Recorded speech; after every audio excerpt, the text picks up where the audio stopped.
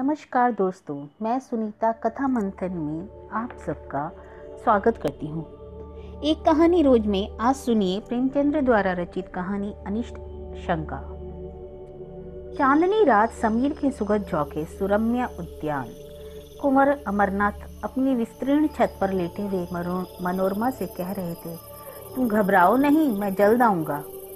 मनोरमा ने उनकी ओर कातर नेत्रों से देखकर कहा, मुझे क्यों नहीं ले चलते? अमरनाथ, तुम्हें वह कष्ट होगा। मैं कभी यहाँ रहूंगा तो कभी वहाँ, सारे दिन मारा मारा फिरूंगा। पहाड़ी देश है, जंगल और बीहड़ के सिवाय बस्ती का कोसों पता नहीं। उन पर भयंकर पशुओं का भय। तुमसे यह तकलीफें ना सही जाएंगी। तुम भी तो इन तकलीफों के सहने के आदी नहीं हो। मैं पुरुष हूँ और आवश्यकता पड़ने पर सभी तकलीफों का सामना कर सकता हूँ। इस पर मनोरमा गर्व से बोली, मैं भी तो स्त्री हूँ, आवश्यकता पड़ने पर आग में कूद सकती हूँ। स्त्रियों की कोमलता पुरुषों की काव्य कल्पना है। उनके शारीरिक सामर्थ्य चाहे ना हो, पर उनमें वह धैर्य और साहस है जिस पर काल की दुश्चिंताओं का जरा भी असर नहीं होता। अमरनाथ ने मनोरमा को श्रद्धा में दृष्टि से देखा और बोले, यह मैं मानता हूँ, लेकिन जिस कल्पना को हम चिरकाल से प्रत्यक्ष समझते हैं वह एक क्षण में नहीं मिट सकती। तुम्हारी तकलीफ मुझसे ना देखी जाएगी, मुझे दुख होगा। देखो इस चांदनी में कितनी बहार है। मुझे बहलाओ मत, मैं हट नहीं करती, लेकिन यहाँ मेरा जीवन अपार हो जाएगा। मेरे हृदय की दशा विचित्र है। तुम्हें सामने ना देखकर मेरे मन में तरह तरह की शंकाएं होती हैं कि कहीं चोट ना लग गई हो। शिकार खेलने जाते हो तो डरती हूँ कहीं घोड़े ने शरारत ना की हो। मुझे अनिष्ट का भय सदैव सताया करता है। अमरनाथ बोले, लेकिन मैं तो विलास का भक्त हूँ, मुझ पर इतना अनुराग करके तुम अपने ऊपर अन्याय करती हो।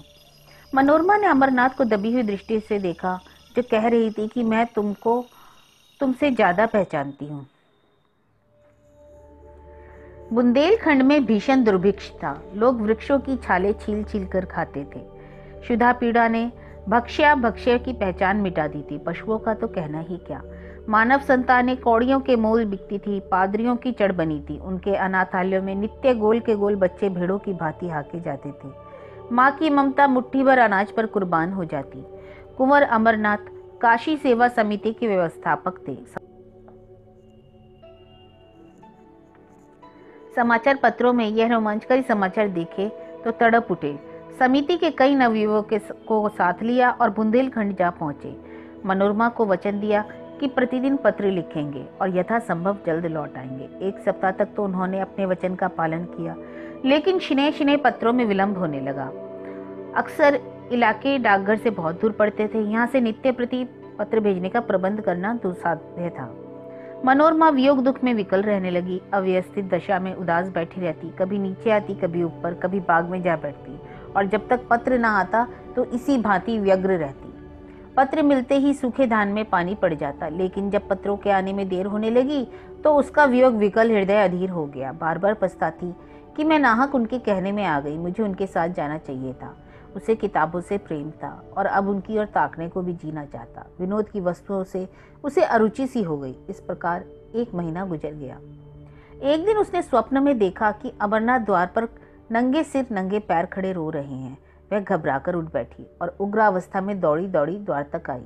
सन्नाटा देखकर उसे होश आया। उसी दिन उसने मुनीम को जगाया और कुंवर साहब के नाम तार भेजा, किंतु जवाब न आया। सारा दिन गुजर गया मगर जवाब नहीं आया। दूसरी रात भी गुजरी, लेकिन कोई जवाब ना आया। मनोरमा निर्जल निराहार मूर्छित दशा में अपने कमरे में पड़ी रहती। जिसे देखती उसी से पूछती, जवाब आया? कोई द्वार पर जवाब देता या आवाज देता तो दौड़ी हुई जाती और पूछती, कुछ जवाब आया? उसके मन में विविध शंकाएं उठती। लौंडियों से स्वप्न का आशय पूछती। स्वप्नों के कारण और विवेचना के कारण उसने कई ग्रंथ पढ़ डाले, पर कुछ रहस्य ना खुला। लौंडिया उसे दिलासा देने के लिए कहती, कुंवर जी कुशल से हैं। स्वप्न में किसी को नंगे पैर देखें तो समझो वह घोड़े पर सवार है, घबराने की कोई बात नहीं। लेकिन रमा को इस बात से तस्कीन ना होती। उसे तार के जवाब की रट लगी हुई थी। यहाँ तक कि 4 दिन गुजर गए। किसी मोहल्ले में मदारी का आ जाना बाल वृंद के लिए महत्व की बात है। उसके डमरू की आवाज से, खोंचे वाले की शुद्धावर्धक ध्वनि से भी अधिक आकर्षण होता है। इस प्रकार मोहल्ले में किसी ज्योतिषी का आ जाना मार के की बात है। एक क्षण में इसकी खबर घर घर फैल जाती है। सास अपनी बहू को लिया पहुंचती है, माता भाग्यहीन कन्या को लेकर आ जाती है। ज्योतिषी जी सुख दुख की अवस्था अनुसार वर्षा करने लगते हैं। उनकी भविष्यवाणियों में बड़ा गूढ़ रहस्य होता है। उनका भाग्य निर्णय भाग्य रेखाओं से भी जटिल और दुष्याग्रह होता है। संभव है कि वर्तमान शिक्षा विधाता ने ज्योतिषी का आदर कुछ कम कर दिया हो, पर ज्योतिषी जी के महामात्य में जरा कमी नहीं हुई। उनकी बातों पर चाहे किसी को विश्वास हो ना हो, पर सुनना सभी चाहते हैं। उनके एक एक शब्दों में आशा और भय को उत्तेजित करने की शक्ति भरी रहती है।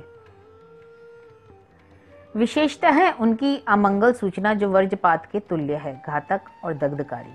तार भेजे हुए आज 5वां दिन था। कुंवर साहब के द्वार पर ज्योतिषी का आगमन हुआ। तत्काल मोहल्ले की महिलाएं जमा हो गई। ज्योतिषी जी भाग्य विवेचन करने लगे। किसी को रुलाया, किसी को हंसाया। मनोरमा को खबर मिली, उन्हें तुरंत अंदर बुला भेजा और स्वप्न का आशय पूछा। ज्योतिषी जी ने इधर उधर देखा, पन्ने उल्टे, उंगलियों पर कुछ गिना और कुछ निश्चय न कर सके क्या उत्तर देना चाहिए, और बोले, सरकार ने कोई स्वप्न देखा है क्या? मनोरमा बोली, नहीं, मेरी एक सखी ने देखा है। मैं कहती हूँ अमंगल सूचक है, वह कहती है मंगलमय है। आप इसकी क्या विवेचना करते हैं? ज्योतिषी जी फिर बगले झांकने लगे। उन्हें अमरनाथ की यात्रा का हाल मालूम ना था, ना इतनी मोहलत ही मिली थी कि यहाँ आने से पूर्व अवस्था ज्ञान प्राप्त हो जा कर लेते। अनुमान के साथ मिलकर जनता में ज्योतिषी के नाम से प्रसिद्ध है। जो प्रश्न पूछा था उसका सूत्र सूचक उत्तर न मिल रहा था। निराश होकर मनोरमा का समर्थन करने में उन्होंने अपना कल्याण देखा और बोले, सरकार जो कहती हैं वही सत्य है, यह स्वप्न अमंगल सूचक है। मनोरमा खड़ी सितार की तार की भांति थरथर कांपने लगी। ज्योतिषी जी ने उस अमंगल का उद्घाटन करते हुए कहा, उनके पति पर कोई महान संकट आने वाला है, उनका घर नाश हो जाएगा, वह देश विदेश मारे मारे फिरेंगे। मनोरमा ने दीवार का सहारा लेकर कहा, भगवान मेरी परीक्षा मत लो, मेरी रक्षा करो, और मूर्छित होकर जमीन पर जा गिरी। आप ज्योतिषी जी चेते, समझ गए बड़ा धोखा खाया। आश्वासन देने लगे, आप कुछ चिंता ना करो, मैं इस संकट का निवारण कर सकता हूँ। आप मुझे एक बकरा, कुछ लौंग और कच्चा धागा मंगा दे। जब कुंवर जी यहाँ पे कुशल समाचार आ जाए तो जो दक्षिणा चाहे दे दें। काम कठिन है, पर भगवान की दया से असाध्य नहीं। सरकार देखें, मुझसे बड़े बड़े हाकिमों ने सर्टिफिकेट दिए हैं। आप डिप्टी साहब की कन्या बीमार थी, डॉक्टर ने जवाब दे दिया था, मैंने यंत्र दिया, बैठे बैठे आंखें खुल गई। कल ही की तो बात है, सेठ चंदूलाल के यहाँ से रोकड़ की एक थैली उड़ गई थी, कुछ पता न चलता था। मैंने सगुन विचारा और बात की बात में चोर पकड़ लिया। उसके मुनीम का काम था, थैली ज्यों की त्यों निकल आई। ज्योतिषी जी अपनी सिद्धियों की सराहना कर रहे थे और मनोरमा अचेत पड़ी हुई थी। अकस्मात उठ बैठी और मुनीम को बुलाकर कहा, यात्रा की तैयारी करो, मैं शाम की गाड़ी से बुंदेलखंड जाऊंगी। मनोरमा ने स्टेशन आकर अमरनाथ को तार दिया, मैं आ रही हूँ। उनके अंतिम पत्र से ज्ञात हुआ था कि वह कबरई में है। कबरई का एक टिकट लिया, लेकिन कई दिनों के जागरण कर रही थी। गाड़ी पर बैठते ही नींद आ गई और नींद आते ही अनिष्ट शंका ने एक भीषण स्वप्न का रूप धारण कर लिया। उसने देखा सामने एक अगम सागर है, उसमें एक टूटी हुई नौका हलकोरे खाती बहती चली जाती है। उस पर ना कोई मल्ला है, ना पाल, ना डांडे। तरंग उसे कभी ऊपर ले जाती हैं, कभी नीचे। सहसा उस पर एक मनुष्य दृष्टिगोचर हुआ। यह अमरनाथ थे, नंगे सिर, नंगे पैर, आंखों में आंसू बहाते हुए। मनोरमा थरथर कांप रही थी। जान पड़ता था नौका अब डूबी, अब डूबी। उसने जोर से चीख मारी और जाग पड़ी। शरीर पसीने से तरता, छाती धड़क रही थी। वह तुरंत उठ बैठी, हाथ मुंह धोया और इसका इरादा किया कि अब ना सोऊंगी। कितना भयावह दृश्य था। परमपिता, अब तुम्हारा ही भरोसा है, उनकी रक्षा करो। उसने खिड़की से सिर निकाल कर देखा, आकाश पर तारागण दौड़ रहे थे। घड़ी देखी, 12 बजे थे। उसको आश्चर्य हुआ, मैं इतनी देर तक सोई, अभी तक वो एक झपकी भी पूरी ना होने पाई। उसने एक पुस्तक उठा ली और विचारों को एकाग्र करने के लिए पढ़ने लगी। इतने में प्रयाग आ पहुंचा। गाड़ी बदली। उसने फिर किताब खोली और उच्च स्वर में पढ़ने लगी, लेकिन कई दिनों की जगी आंखें इच्छा के अधीन नहीं होती। बैठे बैठे झपकियां आने लगी। आंखें बंद हो गई और एक दूसरा दृश्य सामने उपस्थित हो गया। उसने देखा, आकाश से मिला हुआ एक पर्वत शिखर है। उसके ऊपर के वृक्ष छोटे छोटे पौधों के सदृश दिखाई देते हैं। श्यामवर्ण घटाएं छाई हुई हैं। बिजली इतने जोरों से कड़कती है कि कान के पर्दे फट जाते हैं। कभी यहाँ गिरती है, कभी वहाँ। शिखर पर एक मनुष्य नंगे सिर बैठा हुआ है। उसकी आंखों का अश्रु प्रवाह साफ दिख रहा है। मनोरमा दहल उठी। यह अमरनाथ थे। यह पर्वत शिखर से उतरना चाहते थे, लेकिन मार्ग न मिलता था। भय से उनका मुख वर्ण शून्य हो रहा था। अकस्मात एक बिजली का भयंकर नाद सुनाई दिया। एक ज्वाला सी दिखाई दी। अमरनाथ अदृश्य हो गया। मनोरमा ने फिर चीख मारी और जाग पड़ी। उसका हृदय बांसों उछल रहा था, मस्तिष्क चक्कर खाता था। जागते ही उसकी आंखों से जल प्रवाह होने लगा। वह उठ खड़ी हुई और हाथ जोड़कर ईश्वर से विनय करने लगी, ईश्वर, मुझे ऐसे बुरे बुरे सपने दिखाई दे रहे हैं, ना जाने उन पर क्या बीत रही है। तुम दीनों के बंधु हो, मुझ पर दया करो। मुझे धन संपत्ति की इच्छा नहीं, मैं झोपड़ी में खुश रहूंगी। मैं केवल उनकी शुभकामना चाहती हूँ, मेरी इतनी प्रार्थना स्वीकार करो।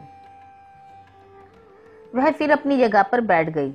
अरुणोदय की मनोरम छटा और शीतल सुगंध सम्मिलन ने उसे आकर्षित कर लिया।